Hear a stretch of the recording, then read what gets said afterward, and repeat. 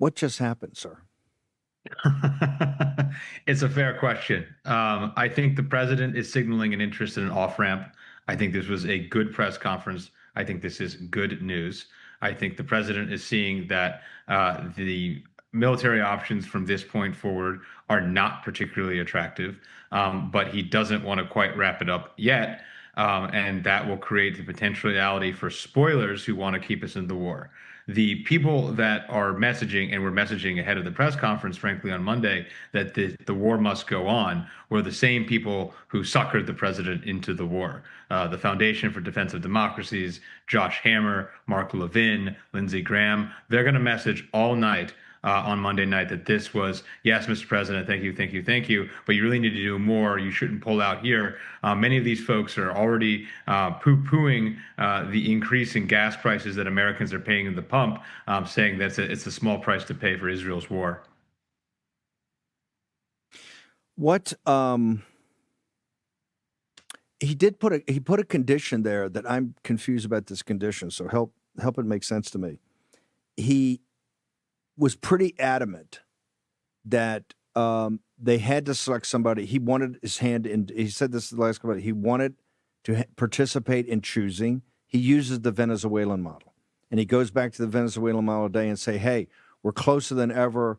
They're ramping up oil production. Things are working great because we had a person in their regime that would work with us and essentially report to us." Although she doesn't like to admit that everybody knows that's kind of what's happening.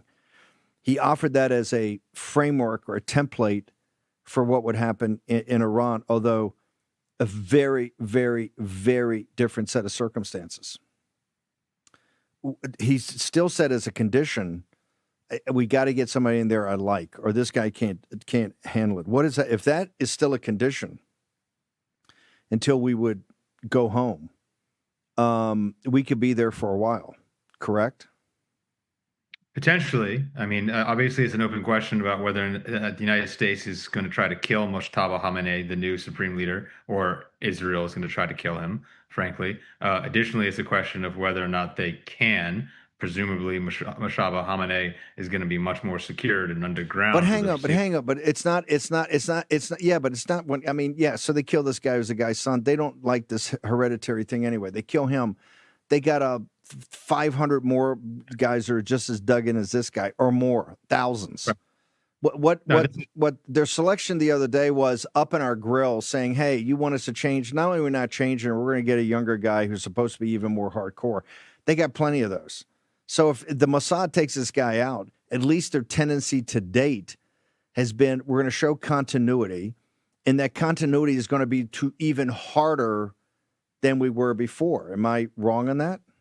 No, no. I mean, this is why I think the president's getting bad advice. I mean, the reality is that Iran is a much different scenario than Venezuela. It is a tougher state. I mean, Venezuela wasn't lobbing Shahed drones to everybody in the Caribbean. Venezuela didn't have ballistic missiles that they could fire to Mexico. This is just a completely different scenario. The war aims of President Trump look quite different than the war aims of Bibi Netanyahu, Curt Mills. And this is why I think Saturday night was an inflection point. President Trump was adamant. I don't want any oil assets. I don't want any infrastructure touched, right? I'm trying to get the Persian people on our side. If we got to do things in Tehran, I want the bombing of like the Air Force Command Center that the IDF did take down, I think, on Saturday night, which is a hard target. But I don't want to spread this war into a Dresden-type firebombing of Tehran. That's exactly what I don't want, because you know what? Then the Persians will dig in and we'll be here 5 years from now.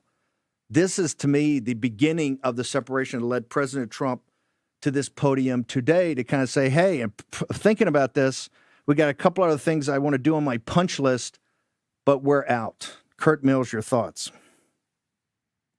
Yeah, I mean, look, that Dan Senora person basically works for another country, as far as I'm concerned, and all but name. And so, this also was the Romney foreign policy person. This is a complete neoconservative. It's not clear why this person should have purchased anywhere near the White House for a president who ran against all these people. But that's neither here nor there. I think the reality here, though, Steve, as you are alluding to, is that the president is going to have to tell the Israelis no. The president is going to have to disappoint Lindsey Graham. He's going to have to disappoint and reject the Foundation for Defense of Democracies. He's going to have to reject Tom Cotton, or we're just going to do this again and again and again. The Iranian political system is opaque, so they've put in the sun. But in many ways, there could be an opportunity there. The analysts who understand the country, which are few and far between, basically are of the mind that this could be the moment that they are passing from a clerical dictatorship to more of a military dictatorship. That Moshtaba is, in some sense, the cat's paw of the Iranian Revolutionary Guard Corps. And, military dictatorships are not Jeffersonian democracies, but they could be more pragmatic. There are people in the system. The president himself, Masoud Pezeshkian, his team, Arachi, they won election 2 years ago on negotiating with the West, on negotiating with the United States, on negotiating with Donald Trump. There are other people in their system who think, screw the Americans, we'll just deal with the Chinese and the Russians. And when we have, black skies at 10 a.m. Tehran time, you're kind of vindicating the hardliners in the system. So, yeah, again, other things on President Trump's punch list. Talk about other things on President Trump's punch list in his term. He needs to take the off ramp here and the off ramp for a very, very, very long time. And I think Israel has been shown to the world as charlatans. For this military endeavor. They are trying to spike oil to above $120 a barrel. They are shutting down air traffic. They are getting Americans out of 15 plus countries. It is making Uncle Sam a pariah throughout the region and throughout the world. And we need to cut bait on these guys. We need a long, hard talk about what the U.S.-Israeli relationship is. And I think it's going to come either sooner or later. And if it comes later, it's going to come in the Republican primary, and it's going to be pretty nasty. Well, it's going to happen right now. I mean, the president's laid out some conditions. I mean, Levin just said, is this times-based or conditions-based? He's said the president has laid out some things that he wants to accomplish, that he thinks accomplishes his war objectives, and then we can move on.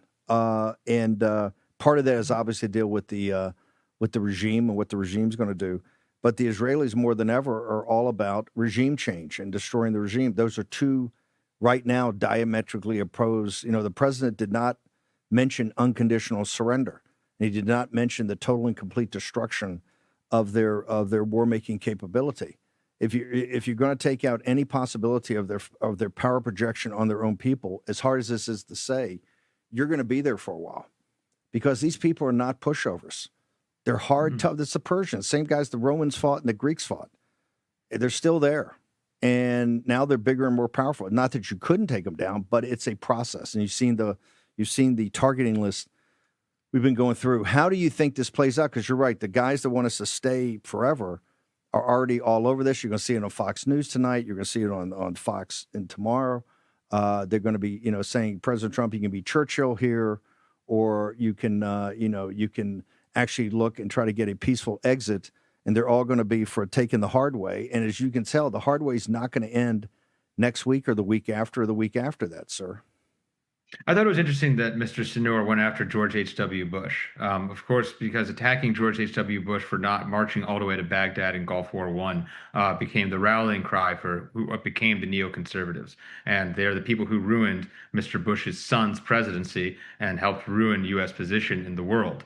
And so I think it's very interesting that they attacked HW, because they don't want President Trump actually to repeat the lessons from the Bush 41 White House, which is you wipe out a tough military, but you don't go all the way. You don't do regime change. You leave the regime weakened and in place. And I think that's obviously at this point the best option for President Trump. If he leaves now, this will be a bad memory. This will be a moment of fracture within MAGA. But I think Trump will be able to keep his coalition together. I think Trump will be able to compete in the midterms. If this is all we are doing, if Pete Hegseth is screaming at 60 Minutes in July, it's going to be a major problem for the White House. Curt, where do people get you now, particularly overnight until we reconvene tomorrow morning? Because I think it's going to be quite intense tonight. For sure. Yeah, it's the AmericanConservative.com magazine, founded in 2002 by Pat Buchanan and friends against the Iraq War. We are now covering the Iran War wire to wire. And my own work, in addition to the magazines, is at Curt Mills, at CURT, MILLS